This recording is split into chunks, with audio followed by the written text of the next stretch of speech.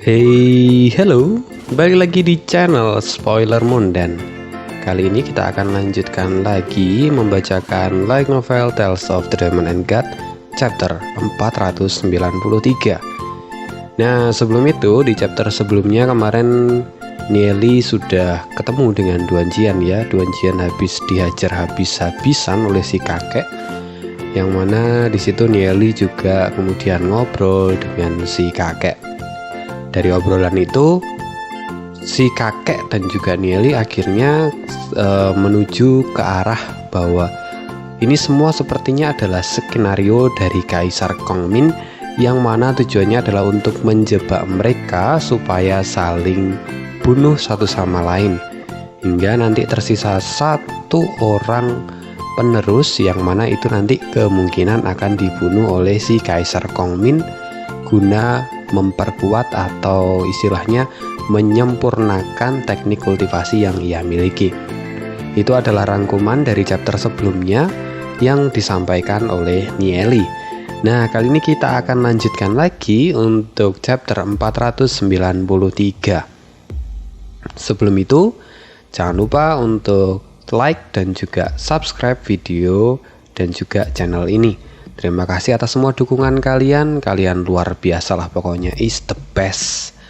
Dan untuk komik yang kemarin saya posting itu mohon ditunggu dulu ya, saya perlu survei dulu, lihat-lihat mana komik yang sekiranya bisa diupdate di channel saya gitu kan ya, supaya nanti nggak terkena copyright, karena kemarin sebelumnya sudah pernah kena copyright dari Kakao Pig sebanyak 3 kali. Wah, itu payah banget.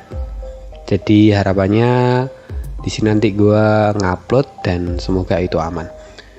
Jadi gue perlu survei dulu.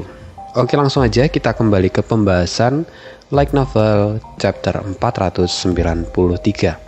Selamat menonton.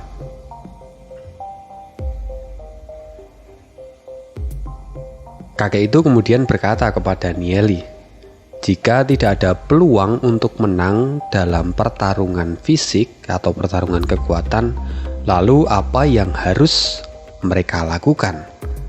Kata si kakek itu kepada Nieli. Nieli tersenyum ringan dan kemudian menjawab pertanyaan kakek itu.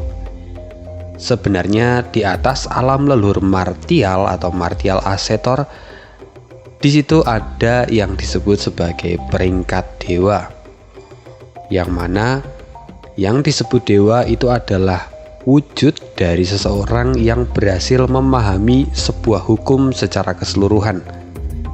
Jadi Nieli menyarankan bahwa pertama-tama mereka juga harus memiliki hukum yang setara dengan yang dipegang oleh Kaisar Kongmin. Itu kata Nieli kepada si kakek. Ketika mendengar kata-kata dari Nieli, jantung dari kakek itu tiba-tiba berdetak kencang. Lalu kemudian dia berkata kepada Nieli, jadi apakah kamu tahu hukum apa yang dipegang oleh Kaisar Kongmin? Nieli pun kemudian memandang kakek tua itu dan berkata, apa yang dia pegang itu jelas adalah salah satu hukum terkuat di dunia ini. Itu adalah hukum kematian dan kehidupan. Ketika mendengar kata-kata dari Nieli, mata dari kakek yang semula terlihat keruh lesu tiba-tiba berbinar dan mempancarkan cahaya redup. Dia segera berkata, bagaimana bisa kamu tahu tentang hal itu? Nieli kemudian berkata lagi, jelas saja aku tahu, mereka yang memahami hukum kematian dan kehidupan akan jatuh ke dalam aturan permainan hidup dan mati. Karena itu, dia sengaja membiarkan murid-muridnya untuk saling membunuh satu sama lain dan menempatkan kekuatan di antara mereka. Hingga ketika mereka berhasil saling membunuh satu sama lain, maka pemenangnya akan mendapatkan kekuatan. Ini jelas adalah salah satu bentuk dari hukum kematian dan kehidupan yang dipraktekkan oleh Kaisar Kongmin, kata Nieli tegas. Kakek itu kemudian berkata kepada Nieli, lalu bagaimana kita bisa mengalahkan hukum kematian dan kehidupan itu? Tampak Mata dari kakek tua itu menjadi semakin memerah karena marah. Nieli kemudian berkata, "Senior, jika kamu beruntung, maka mungkin kamu akan memiliki kesempatan untuk melawan Kaisar Kongmin sampai ke pertarungan hidup dan mati. Tetapi jelas itu tidak sekarang. Jika Anda ingin mengalahkan Kaisar Kongmin, maka Anda harus menemukan hukum lain yang setidaknya setara dengan hukum yang diberdayakan oleh Kaisar Kongmin, yang mana hanya dengan hal itulah kamu bisa menyamai atau bahkan mengalahkan Kaisar Kongmin." Kakek itu kemudian mengerutkan keningnya dan bertanya kepada Nieli, "Hukum yang sebanding, hukum apa itu?" Nieli kemudian menjawab, "Tentu saja hukum yang sebanding dengan hukum kematian dan kehidupan itu hanya sedikit di dunia ini. Misalnya, itu adalah hukum ruang dan waktu, hukum cahaya, hukum kegelapan. Jika Anda terus mengembangkan teknik kultivasi yang diberikan oleh Kaisar Kongmin, jelas Anda tidak akan pernah bisa mengalahkan Kaisar Kongmin," kata Nieli. Kakek itu kemudian bertanya, "Lalu di mana kita bisa menemukan hukum ruang waktu, cahaya, dan kegelapan?" katanya kepada Nieli. Nieli pun tersenyum dan dia mengatakan, "Senior, apakah Anda pernah mendengar alam reruntuhan drakonik?" Segera kakek itu menjawab, "Ya, tetapi aku tidak menemukan jejak Kaisar Kongmin di sana. Jadi setelah aku pergi ke sana pun aku kembali ke tempat ini." Nieli memandang orang tua itu dan kembali bertanya, "Lalu bagaimana dengan tanah suci iblis leluhur? Apakah Anda pernah ke sana juga?" "Tidak," kata kakek itu sambil menggelengkan kepalanya.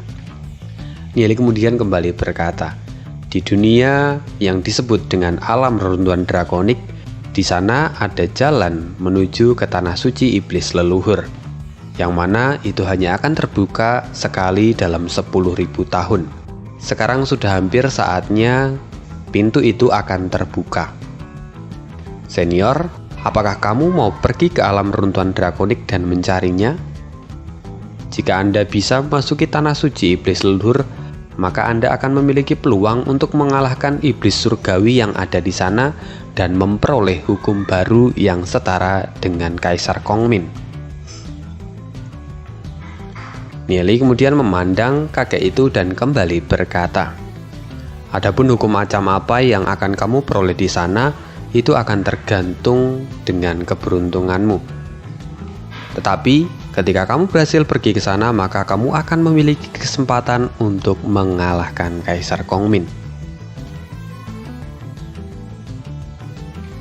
Setelah mendengar itu, mata dari kakek itu berbinar dan dia kembali menegaskan kepada Nieli, "Bocah, apakah kamu berbohong kepada aku?" Nieli kembali berkata dengan tegas, "Aku pasti tidak akan pernah berani berbohong kepada senior." Tangan dari orang tua itu segera membentuk sebuah segel dan segel itu langsung dilepaskan menuju ke tubuh Nieli. Seketika Nieli langsung mengerang dan tubuhnya terlempar ke belakang. Dia mundur beberapa langkah sambil menahan nyeri di dadanya. Melihat hal itu, Yesiyun dan Xiaoning Er segera dengan cepat menuju ke arah Nieli dan menahannya dari belakang.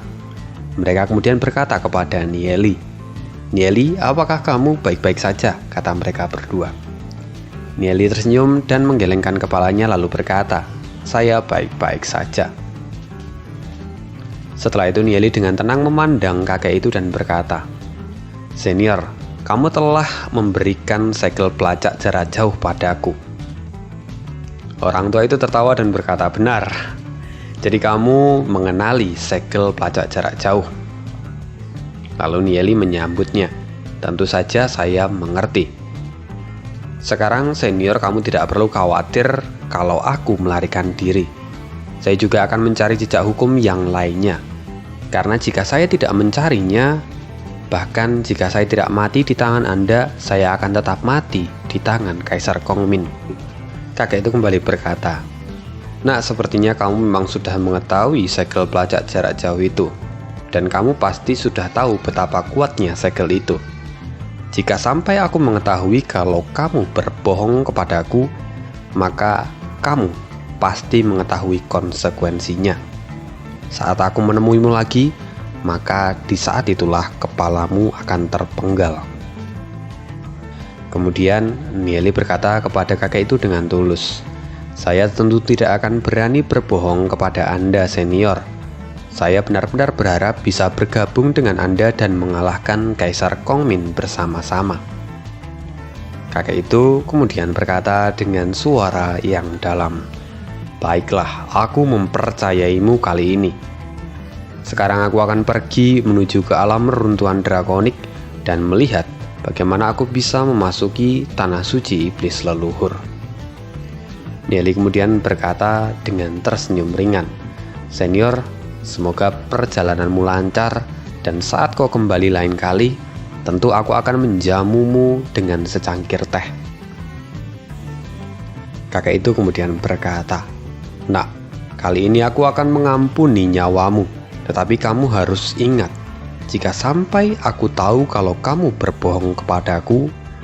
Saat mengatakan itu, kakek itu sambil menepuk bahu Nieli dengan aura membunuh yang sangat kuat. Aura itu segera menyelubungi seluruh tubuh Nieli, yang mana itu menyebabkan Nieli merasakan bulu kudu yang merinding dan hawa dingin yang sangat menusuk.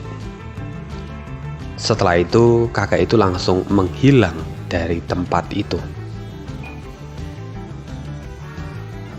Setelah kakek itu pergi, Nieli mencengkram dadanya karena rasa nyeri yang tidak tertahankan. Lalu dia berkata, "Cepat dan lihat bagaimana keadaan Duan Jian sekarang." Nieli begitu memperhatikan Duan Jian meskipun dia merasa kesakitan. Segera Du Se, Lu Biao dan teman-temannya dengan cepat pergi menuju ke Duan Jian. Mereka membantu Duan Jian bangun dan memberinya pil untuk menyembuhkan Duan Jian. Duan Jian tampak mengerang dan perlahan-lahan mulai bangun. Nieli segera menghampiri Duan Jian dan berkata, "Duan Jian, bagaimana keadaanmu?" Tampak Nieli sangat prihatin kepada hal yang dialami oleh Duan Jian. Duan Jian dengan susah payah berkata kepada Nieli, "Saya baik-baik saja, Master. Maafkan saya telah merepotkan Anda." Nieli tersenyum dan dia berkata, "Sekarang istirahatlah dahulu. Jika kamu bertemu dengannya lagi, maka semuanya tidak akan berakhir dengan mudah." Saat ini Nieli dipenuhi dengan amarah dan aura dingin di belakangnya. Dia bergumam, "Berani-beraninya kakek itu menyentuh temanku. Aku akan membuatnya membayar harga yang pantas saat kita bertemu lagi," kata Nieli. Duan Jian terbatuk beberapa kali saat mendengar kata-kata Nieli dan mengatakan, "Tuan, dia sangat kuat. Bahkan dia jauh lebih kuat daripada para ahli dari alam leluhur martial yang ada di berbagai sekte ilahi." Nieli kemudian berkata, "Tidak masalah. Jadi, sudahkah kamu membalaskan dendammu saat ini?" kata Nieli kepada Duan Jian. Duan Jian tampak berlinangan air mata dan mengatakan, "Terima kasih Tuan karena telah memberikan saya kesempatan untuk membalaskan dendam. Sekarang dendam orang tua saya telah terbayar lunas." Nieli kemudian menganggukkan kepalanya dan berkata kepada Duan Jian, "Sekarang semuanya telah diperbaiki dan balas dendam pun telah selesai. Kita akan meninggalkan dendam hari ini dan pergi menuju masa depan. Sekarang kita harus memulihkan diri kita dan menyiapkan strategi untuk masa depan."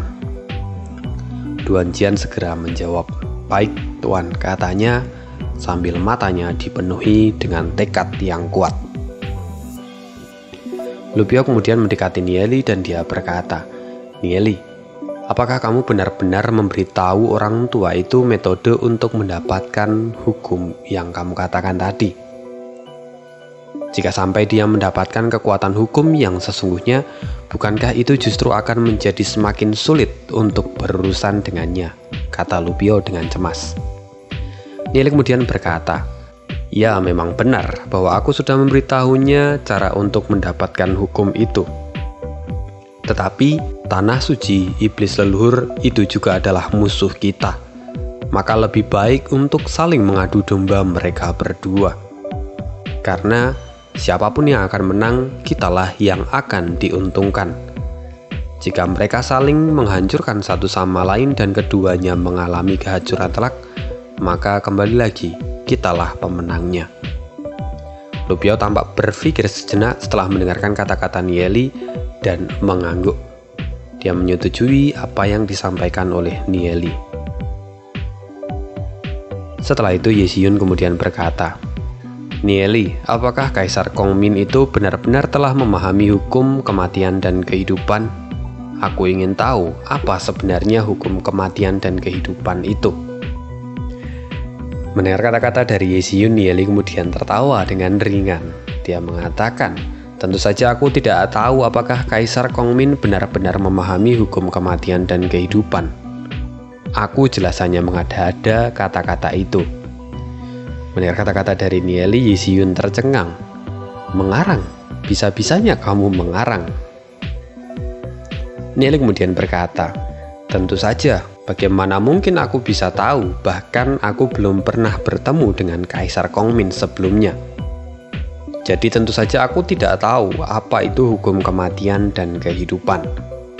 Tetapi jika bukan karena kata-kata itu, maka kita tidak bisa menakut-nakuti si kakek itu dan mungkin saat ini kita sudah diserang olehnya dan binasa di tangannya." Mendengar kata-kata itu, Ye Zi-yun tidak bisa menahan tawanya. Dia kembali berkata kepada Nieli, "Serius? Kamu benar-benar dapat membuat sebuah alasan yang begitu mengerikan." Nieli tersenyum dan kemudian dia menghela nafas panjang lalu berkata, "Tidak ada yang bisa saya lakukan selain itu. Dunia ini terlalu kejam. Orang yang jujur akan mati dengan cepat. Maka saat ini aku harus lebih cerdik daripada kancil dan bertindak selicik mungkin supaya kita semua tetap bisa hidup." Setelah mendengar kata-kata dari Nieli, Ye Zi-yun ataupun Xiaoning-er tidak bisa menahan senyum pahit. Namun apa yang dikatakan Nieli ini memang benar dan masuk akal. Jika semuanya tidak dilakukan seperti itu, maka mungkin saja mereka akan terbunuh saat ini dan semua yang mereka lakukan akan sia-sia.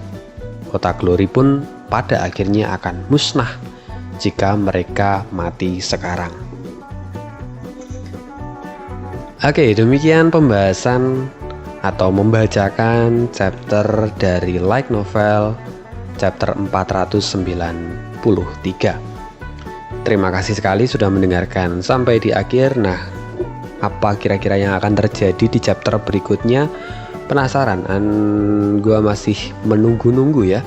Menunggu-nunggu apakah nanti Nieli akan pergi ke hutan kegelapan, ataupun apakah Nieli akan pergi ke bawah tanah kota Glory, yang mana dua tempat ini masih menjadi sebuah misteri yang gue juga belum tahu ini nih apa sebenarnya yang ada di sana. Di chapter-chapter sebelumnya kalau misalnya ngikutin dari awal itu dikatakan bahwa ada rahasia yang ada di dua tempat ini. Rahasia apa itu? Mari kita nantikan. Semoga di chapter berikutnya rahasia ini akan terbongkar karena sudah menggelitik sekali apa sebenarnya yang ada di sana. Nah, itu aja spoileran kali ini, bukan spoileran ya, membacakan light novel kali ini. Kita akan jumpa lagi di chapter berikutnya. Nah, untuk rekan-rekan yang mau support Mimin, boleh banget cek di kolom deskripsi, bisa berdonasi lewat link Saweria supaya Mimin juga bisa beli kuota.